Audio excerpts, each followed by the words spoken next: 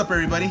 Got another video for you today. In this one I'm going to be going over our push type conversion internal slave cylinder that we offer for the Subaru WRX STI. So in a quick video I'm going to show you what's included in the kit, how to mount it up, and how to shim. First question, what's included in my kit?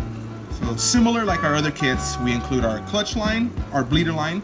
In this case we offer our mounting bracket and your slave cylinder.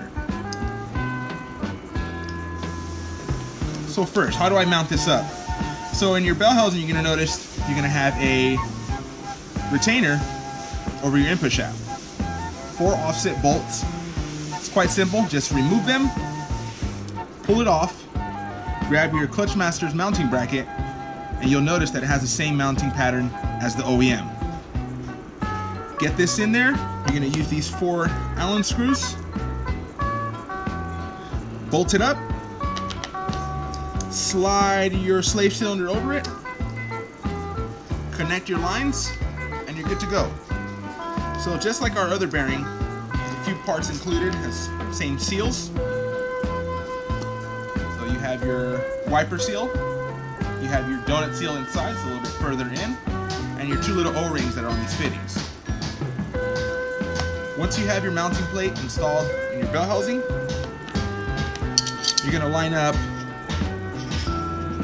the slave cylinder into the same holes. Once you got them lined up, you get these 2 Allen screws just to tighten it up to the mounting plate.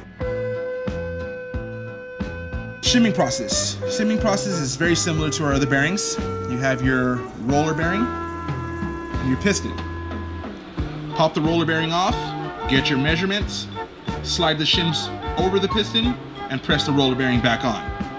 Once you've got that set up and your lines routed the way you'd like, you're good to go. That concludes this video. It's quite simple.